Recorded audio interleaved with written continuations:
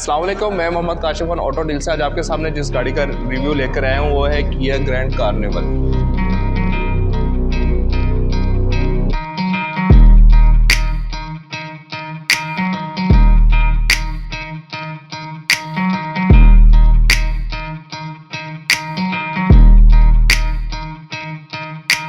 अपनी गाड़ी बेचने के लिए ऑटो डील्स पर बहुत आसानी से ऐड लगाएं, हाई क्वालिटी फोटोज अपलोड करें, प्राइस कॉन्टैक्ट डिटेल सेट करें, गाड़ी को तेजी से बेचने के लिए फीचर्ड करें। अभी विजिट करें autodeals.pk। इसकी अगर मैं थोड़ी सी डिटेल की बात करूं तो जिस तरह आपको मैंने पहले भी बताया था कि किया को पाकिस्तान में जो जॉइंट वेंचर है लकी मोटर्स वाले इसको ऑन कर रहे हैं और जो ग्रैंड कार्निवल है इसकी ओवरऑल 4 जनरेशंस आ चुकी हैं। पाकिस्तान में इसकी 2020 में 4 जनरेशन लॉन्च की गई थी ऑलरेडी। अगर मैं इसकी पहली जनरेशन की बात करूं तो फर्स्ट जनरेशन इसकी 1998 से 2005 तक, सेकंड जनरेशन 2005 से 2014 तक, फिर 2014 से 21 तक लॉन्च की गई थी। 21 में थर्ड जनरेशन को ऑब्सोलीट कर दिया गया था, लेकिन उससे ही पहले 4th जनरेशन की किया ग्रैंड कार्निवल 2020 में लॉन्च कर दी गई थी और पाकिस्तान में भी ये 2020 में ही आई थी। इसमें जो ये अवेलेबल है ये 4th जनरेशन है और पाकिस्तान में इसके 3 वेरिएंट्स लॉन्च किए गए थे। सबसे पहले 2 वेरिएंट्स आए थे इसके GLS और GLS प्लस। इस वक्त जो मेरे साथ मौजूद है ये GLS प्लस है। अगर मैं बात करूँ इसके थर्ड वेरिएंट की, वो टॉप ऑफ द लाइन है एग्जेक्टिव, वो 2023 में लॉन्च होगा इंशाल्लाह। जैसे ही वो होगा उसका भी रिव्यू आपके सामने पेश करेंगे। अब इसके फ्रंट की बात की जाए तो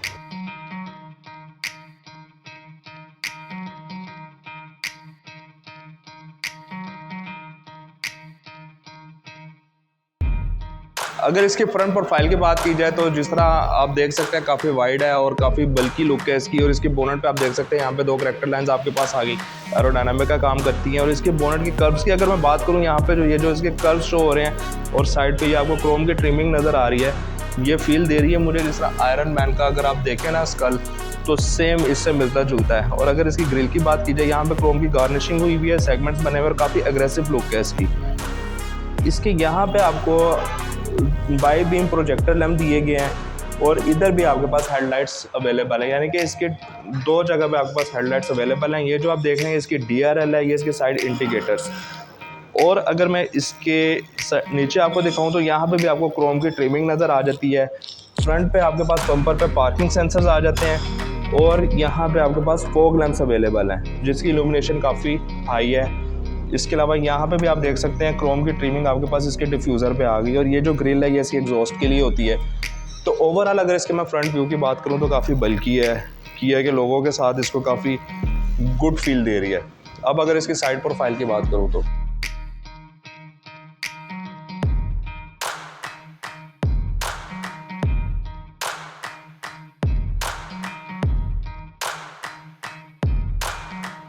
अब साइड प्रोफाइल में अगर देखा जाए तो इसका फेंडर आ जाता है और यहाँ पे जिस चीज़ की मुझे मिसिंग लगी है, यहाँ पे क्लैडिंग अवेलेबल नहीं है जो कि इसको मड से स्क्रैचेस से बचा सके। और अगर मैं इसके टायर की बात करूँ तो इसमें कॉन्टिनेंटल का टायर यूज़ किया गया है और इसका जो टायर साइज़ है वो 235/60 R18 इंचज़ का इसके अंदर अलॉय व्हील मौजूद है। और अलॉय रिम आप देख सकते हैं इसका 2 कलर कम्बिनेशन में, सिल्वर और ब्लैक के साथ। यहाँ पे अगर मैं बात करूँ इसके रिट्रैक्टेबल मिरर की, रनिंग में आपको इंडिकेटर इसका LED में मिल जाता है, बॉडी कलर में इसका कवर मौजूद है। इसके अलावा ऑटोमेटिक एडजस्टेबल है, अंदर से आप इसको एडजस्ट कर सकते हैं। करैक्टर लाइन्स इसकी बहुत ही खूबसूरत हैं। और इसके डोर हैंडल्स की अगर बात की जाए तो बड़ी गाड़ी होने की वजह से, बल्कि लुक फील की वजह से इसके डोर हैंडल्स में भी आपको फील आ रही है कि थोड़े से बल्कि है।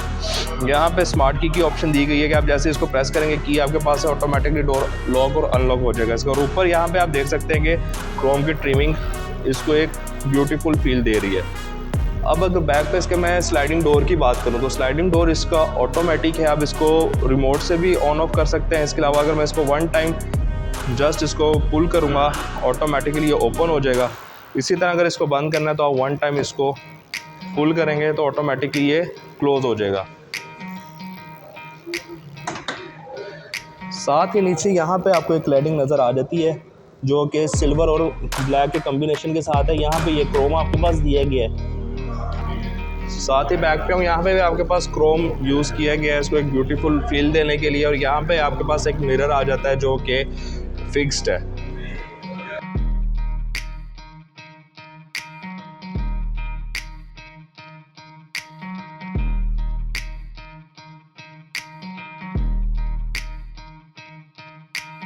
इसकी अगर मैं बैक की बात करूं तो सबसे पहले टॉप पे आप देख सकते हैं शार्क फिन एंटीना, और इसके साइड पे आपको रूफ रेल्स नज़र आ रही हैं जो कि लगेज रैक के तौर पे इस्तेमाल होते हैं, आपको इसका बखूबी अंदाज़ा है। और ये आपके पास स्पॉयलर आ गया, यहाँ पे हाई माउंटेन ब्रेक लैंप आ गया, डीफोगर। इसकी अगर बैक लाइट्स के ऊपर मैं आता हूँ, लेकिन उससे पहले आप देखेंगे यहाँ पे टॉप पे इसकी क्रोम की ट्रिमिंग आ रही है, ये इसको एक काफ़ी बल्कि लुक दे रही है। लेकिन यहाँ पे मुझे जिस चीज़ की मिसिंग लगी है वो ये है कि बैक वाइपर इसमें अवेलेबल नहीं है। और इसकी कंप्लीट लाइट आप देख सकते हैं, लावा लाइट इसके अंदर दी गई है और LEDs इसके अंदर यूज़ की गई हैं। यहाँ पे किया का लोगो है आपके पास, नीचे आपके पास ट्रंक का बटन है, यहाँ पे आपके पास कैमरा दिया गया है। ट्रंक ओपनर का बटन यहाँ पे आता है आपके पास, इधर आप इसको प्रेस करेंगे तो ऑटोमेटिकली इसका ट्रंक ओपन हो जाएगा। यहाँ पे आपके पास कार्निवल का लोगो आ गया। V6 मीन्स ये है कि इसके अंदर V6 टेक्नोलॉजी यूज़ की गई है। अब अगर मैं इसके डिफ्यूज़र की बात करूँ नीचे, तो आप देख सकते हैं इसमें आपको पार्किंग सेंसर्स मिलते हैं, क्योंकि बड़ी गाड़ी है इसमें पार्किंग सेंसर्स बहुत कंपलसरी हैं।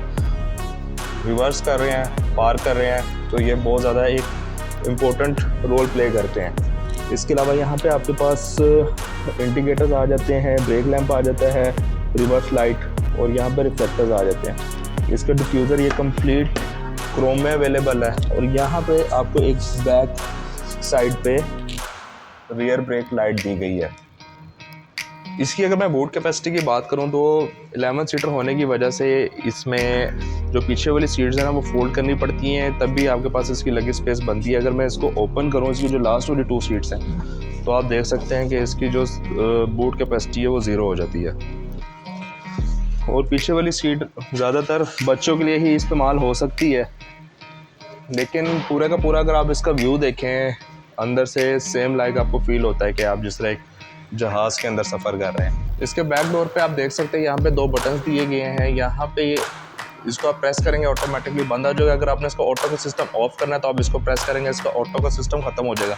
यहाँ पे इसका हैंडल है, फिर आप इसको मैनुअली यहाँ से यूज़ कर सकते हैं।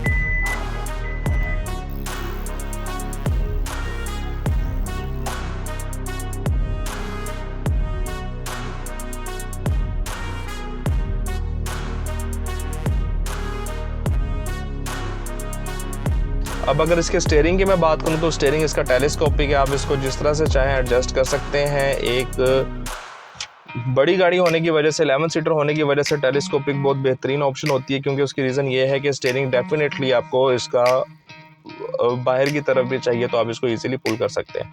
इसके नीचे अगर मैं दिखाऊं, यहाँ पे आपको ये 2 बटन्स नज़र आ रहे हैं जिसके ऊपर प्लस माइनस लिखा हुआ है। ये बेसिकली पैडल शिफ्टर्स हैं। ये 9 स्पीड ट्रांसमिशन के साथ है, तो इसको आप मैनुअली यहाँ से भी ड्राइव कर सकते हैं। ये जो नीचे इसके लीवर हैं, ये राइट साइड पे इसकी लाइट्स को, इंडिकेटर्स को कंट्रोल करने के लिए, लेफ्ट साइड पे इसके वाइपर्स को कंट्रोल करने के लिए है। और इसमें अगर सेफ्टी फीचर्स के हवाले से मैं बात करूँ तो इसमें आपको 11 सीट बेल्ट्स मिलती हैं, ABS ब्रेक मिलती है। इसके अलावा इसमें आपको 7 एयर बैग्स मिलते हैं, 2 आपको एक ड्राइवर साइड पे, पैसेंजर साइड पे, इसके पिलर्स में, इसकी सीट्स में, और एक आपको इसकी नी के पास मिलता है एयर बैग। तो टोटल इसके अंदर 7 एयर बैग्स हमारे पास मौजूद हैं। अब मैं आऊँ स्टीयरिंग के अगर बटन्स की तरफ, तो लेफ्ट साइड पे जो आप बटन्स इसके देख सकते हैं, ये इसके मल्टीमीडिया को कंट्रोल करने के लिए है। वॉल्यूम का बटन आ गया, इसके मोड्स को आप यहाँ से चेंज कर सकते हैं। यहाँ से आप कॉल को पिक कर सकते हैं, ड्रॉप कर सकते हैं। लाउड स्पीकर पे अगर आपने बात करनी है उसके लिए है। राइट साइड का जो बटन है वो इसके इंफॉर्मेशन क्लस्टर के लिए है। और यहाँ से जैसे मैंने आपको बताया था, आप इसको अप डाउन मूव कर सकते हैं, स्क्रॉल कर सकते हैं। और ये जो आपको छोटा सा बटन नज़र आ रहा है, इसमें क्रूज़ की ऑप्शन आपके पास अवेलेबल है, तो आप इसको क्रूज़ भी लगा सकते हैं। अब अगर इसके मैं डैशबोर्ड की तरफ आऊँ तो डैशबोर्ड आप देख सकते हैं टोटली लेदर स्टिच्ड है। यहाँ पे फील ये आती है कि ये शायद प्लास्टिक इसमें यूज़ किया गया है। ये फ्रंट एरिया में आपके पास यहाँ पे प्लास्टिक यूज़ किया गया है, ठीक है। यहाँ पे जो आपके पास है ये आपके पास लेदर स्टिच्ड है। ये सेंटर में आप देख रहे हैं, ये बेसिकली प्योरीफाइंग एयर के लिए होता है। जब आप एग्जॉस्ट AC यूज़ कर रहे होते हैं तो इसके ब्लोअर से जो AC की एयर आती है ब्लोअर से, वो पूरी की पूरी प्योरीफाई होके आती है। और अगर मैं बात करूं इसके इस डिस्प्ले की, इंफोटेनमेंट की इसकी मैं बात करूं तो यहाँ पे आप देख रहे हैं कि कंप्लीट ये इसके साथ मर्ज है। ये एक अलग से आपके पास एक पोर्शन नज़र आता है, लेकिन स्क्रीन आपके पास इतने हिस्से पे एलईडी लगी हुई है जिसकी आई थिंक साइज़ इसका अप्रॉक्सीमेटली 10.2 इंचज़ होगा। इसके यहाँ पे आपके पास डिफरेंट बटन्स दिए गए हैं, टच पैनल के साथ है, रेडियो अगर आप देखना चाहते हैं, मीडिया में अगर आप डिफरेंट ऑप्शंस यूज़ करना चाहते हैं, ब्लूटूथ, ऑडियो, यूएसबी, ETC। उसके अलावा अगर आपने फेवरेट में अपना कोई चैनल किया हुआ या सॉन्ग किया हुआ है तो वो इधर से आप इसको कर सकते हैं। यहाँ पे आपके पास वॉल्यूम की ऑप्शन है, वॉल्यूम आप इसका कंट्रोल कर सकते हैं। इसको आप प्रेस करके रखेंगे तो ये पावर ऑफ हो जाएगा, अभी इसको चंद सेकंड्स के लिए करना पड़ता है।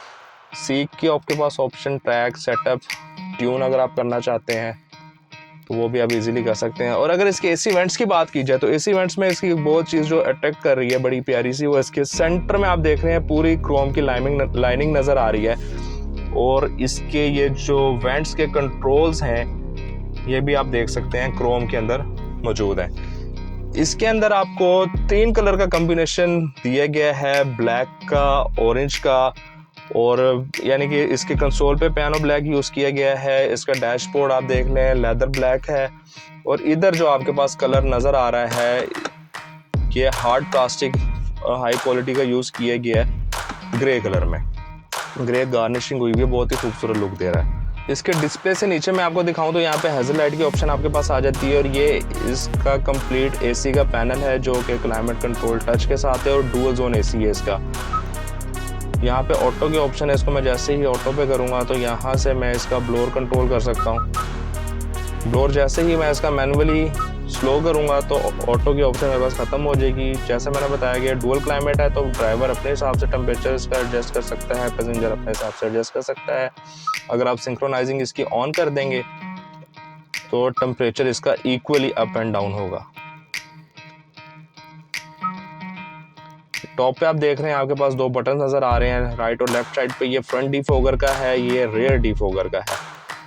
इसके अलावा इसमें जो आपको ऑप्शंस मिलती हैं, ऑफ आप इसको कर देते हैं, यहाँ से टेम्परेचर कंट्रोल कर सकते हैं। एसी का बटन आपके पास आ गया, रियर क्लाइमेट मींस ये है कि आपने अगर रियर एसी वेंट्स को अगर आपने चेंज करना है या उसके क्लाइमेट को आपने चेंज करना है, टेम्परेचर चेंज करना है, तो वो भी आप इधर से कर सकते हैं।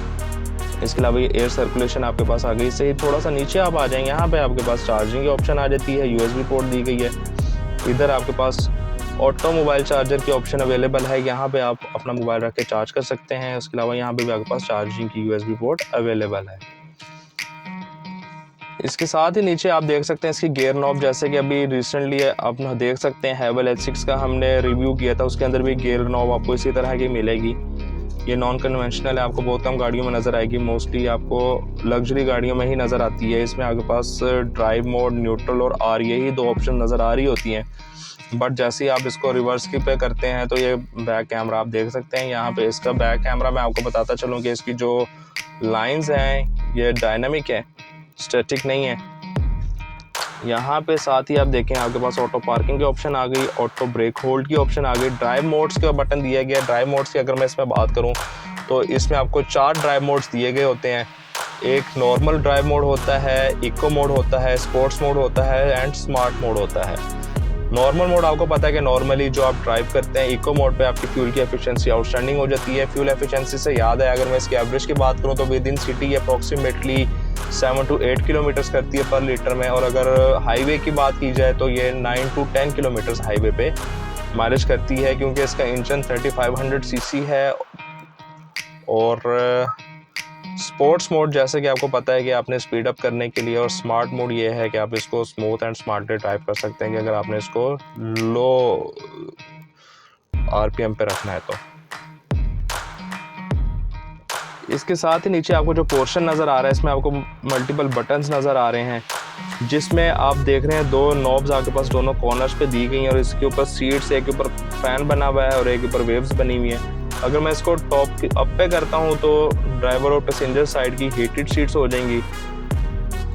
हीटेड एंड कूलिंग सीट्स, यानी कि आप इसको हीट एंड कूल सीट्स के तौर पे भी यूज़ कर सकते हैं। ये इसका बैक कैमरा, उसका बटन आ गया आपके पास। सेंटर में जो ये पार्किंग सेंसर्स का बटन है। यहाँ पे जो आपको स्टीयरिंग के ऊपर हीट नज़र आ रही है, हीटेड स्टीयरिंग का बटन है। आप इसको ऑन करेंगे, सर्दियों में गाड़ी ड्राइव कर रहे होते हैं, हाथों पर ठंड लग रही है तो इसका स्टीयरिंग हीट अप होना शुरू हो जाएगा। इसी तरह राइट साइड पे हीट एंड कूल सीट की ऑप्शन आपके पास दी गई है। और यहाँ पे आपके पास क्रोम के साथ क्रोम की ट्रिमिंग आप देख रहे हैं साइड्स पे दी गई है। सेंटर में आपके पास कप होल्डर्स के ऑप्शन अवेलेबल है। अगर इसके कंसोल की मैं बात करूँ तो कंसोल में आप देख सकते हैं काफ़ी स्पेशियस कैबिन आपको मिलता है। मेरे हिसाब से अगर इसमें एक कूलिंग वेंट दी गई होती है, इसको कूल बॉक्स बनाया गया होता तो काफ़ी बेहतरीन होना था इसने। बट एनीवे यहाँ पे आप अपना लंच और एक्स्ट्रा जो भी एसेसरीज रख सकते हैं। यहाँ पे भी अपना मोबाइल एसेसरीज कीज वगैरह रख सकते हैं। ये भी टोटली लेदर स्टीच है। इसका कवर आर्म रेस्ट के तौर पे आप इजीली कंफर्ट जोन में ड्राइव कर सकते हैं। काफ़ी स्पेशियस है, काफ़ी वाइड है और बहुत ही बेहतरीन रोम है। इसका लेदर स्टिचड है। और सीट्स अगर मैं इसकी दिखाऊं आपको तो ये परफोरेटेड हैं, जो हीट एंड कूल के तौर पर यूज़ होती हैं।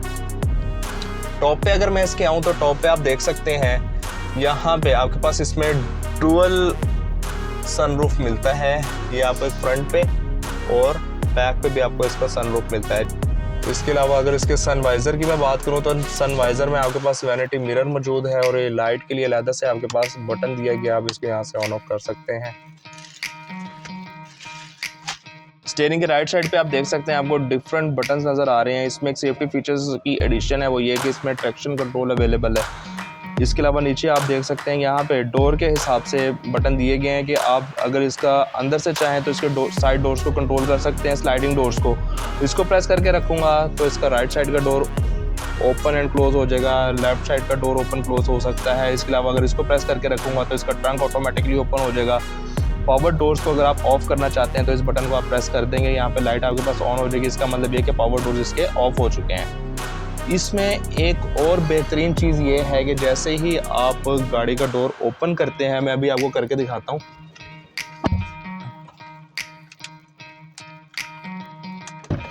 जैसे ही मैं गाड़ी का डोर ओपन करता हूँ आप देखते हैं कि सीट ऑटोमेटिकली पीछे आ जाती है, ताकि आपका जो एंट्री लेवल है वो इजीली हो जाए। आप सीट्स इसकी देख सकते हैं, इलेक्ट्रिक लेदर सीट्स हैं इसकी, जो कि 8 वे एडजस्टमेंट के साथ हैं। आप इसको फ्रंट पे, बैक पे, अप डाउन, लंबर स्पोर्ट के साथ अवेलेबल है। इजीली आप इसको यूज़ कर सकते हैं। ये इसकी मेमोरी इलेक्ट्रिक सीट्स की ऑप्शन दी गई है कि होता है समटाइम्स आप वन यूज़र हैं कार ड्राइव करने वाले, आपने अपने हिसाब से सीट को एडजस्ट कर दिया नंबर 1 के ऊपर, ठीक है। साथ में कोई दूसरा पर्सन जो गाड़ी को ड्राइव करता है उसने अपने हिसाब से सीट को एडजस्ट कर दिया नंबर 2 के ऊपर। अब कोई थर्ड पर्सन गाड़ी को ड्राइव करके ले जाता है, वो अपने हिसाब से सीट को मैनुअली एडजस्ट करता है, बट आप बैठते हैं आपको वो कंफर्ट लेवल फील नहीं होता। तो उसके लिए आप क्या करते हैं, 1 प्रेस करेंगे या 2 प्रेस करेंगे, अपने जहाँ पे सीट को एडजस्ट किया होगा तो ऑटोमेटिकली ये अपने हिसाब से उसको उस जगह पे एडजस्ट कर लेगी। इसके ऊपर आप देख रहे हैं यहाँ पे पियानो ब्लैक यूज़ किया गया और इसके बीच में जो गार्निशिंग यूज़ की गई है ये इस तरह लगता है जिस तरह इसके अंदर लाइट अवेलेबल है, बट लाइट नहीं है इसका, लेकिन इसका स्ट्रक्चर इस तरह का कि ये बहुत ही ब्यूटीफुल फील दे रहा है, इसको एक कूल लुक आ रही है। अब इसके ड्राइवर प्रोटोकॉल्स की अगर मैं बात करूँ तो यहाँ पे आपको रिट्रैक्टेबल मिरर्स मिल जाते हैं, मिरर कंट्रोल मिल जाता है, सेंटर लॉकिंग की ऑप्शन मिल जाती है और चारों आपका पावर विंडोज़ विद ऑटो के साथ ऑप्शन मिल जाती है क्रोम के बटन्स के साथ। यहाँ पे आपके पास विंडोज़ लॉक की ऑप्शन आ गई और नीचे आप देख सकते हैं ये आपके पास स्पीकर आ गया इसमें और ये लेदर स्टिचिंग के साथ इसका बाकी का कवर आप देख सकते हैं। यहाँ पे बोतल होल्डर की ऑप्शन आ गई, डॉक्यूमेंट होल्डर की, और ये एक रिफ्लेक्टर आपकी साइड पे आ गया। ओवरऑल अगर इसमें मैं बात करूँ फीचर्स के लिहाज से तो उसमें सेफ्टी फीचर्स के लिहाज से थोड़ी बहुत कमियां हैं, बट ड्राइविंग के लिहाज से देखा जाए तो इसका कंफर्ट लेवल बिल्कुल आउटस्टैंडिंग है। अब इसके मैं बैक साइड पे सीटिंग कैपेसिटी की बात करता हूँ। बैक साइड की अगर एंट्री और एग्जिट टेबल की बात करूँ तो वो कन्वीनियंट है काफ़ी, उसमें किसी किस्म का कोई इशू नहीं है। मैनुअली आप इस सीट को एडजस्ट भी कर सकते हैं फ्रंट और बैक पे। इसके अलावा यहाँ से आप इसकी टेक को भी एडजस्ट कर सकते हैं। Leg space, head space fully convenient है, बिल्कुल भी कंप्रोमाइज्ड नहीं है और कंजस्टेड नहीं है। टॉप पे आपको यहाँ पे रेयर वेंट्स मिल जाते हैं, लाइट्स मिल जाती हैं। इसके अलावा यहाँ पे आपको एसी के कंट्रोल मिल जाते हैं कि आप रेयर जो वेंट्स हैं उनको यहाँ से आप ऑपरेट कर सकते हैं कि आपको एसी का टेम्परेचर कितना चाहिए। इसके अलावा आप इसको मोड अगर चेंज करना चाहें तो वो भी इजीली कर सकते हैं। बैक पे अगर मैं बात करूं तो 3 सीट्स हमारे पास अवेलेबल हैं जिसमें तीनों एडल्ट्स इजीली बैठ सकते हैं। और बैक पे आप देखें यहाँ पे आपके पास 2 कप होल्डर्स आ गए हैं, यहाँ पे चार्जिंग हब दे दी गई है और नीचे आपके पास मोबाइल होल्डर दे दिया गया है। इसके अलावा अगर मैं आपको दिखाऊं, ये बैक सीट भी इसकी परफोरेटेड है और इसमें जो आपको ऑप्शन मिलती है ऑटो पावर विंडोज़ की, इसके अलावा हीटेड सीट्स की, ये दोनों सीट्स आपकी हीटेड हैं। एक बात हमेशा याद रखिएगा, जो सीट कंपनी फिटेड परफोरेटेड पोस्टिज के साथ होगी, परफोरेटेड जिसके अंदर ये छोटे छोटे पोर्स होंगे, वो डेफिनेटली 100 में से 90% चांसेस हैं कि वो हीट एंड कूल सीट होगी। तो इसके जो साइड्स वाली सीट्स हैं ये हीटेड सीट्स हैं। और अगर मैं इसकी बैक साइड पे जाना चाहूँ तो मैं आपको बताऊँ तो इस सीट को मैं ऐसे नीचे करूँगा और ऊपर करके मैं इसको फोल्ड कर सकता हूँ। इसके अलावा अगर मैं इसको नीचे करता हूँ तो यहाँ पे भी आप देख सकते हैं कि ट्रे दे दी गई है और यहाँ पे कप होल्डर आपके पास अवेलेबल है। अब अगर मैं इसको ऊपर करना चाहूँ तो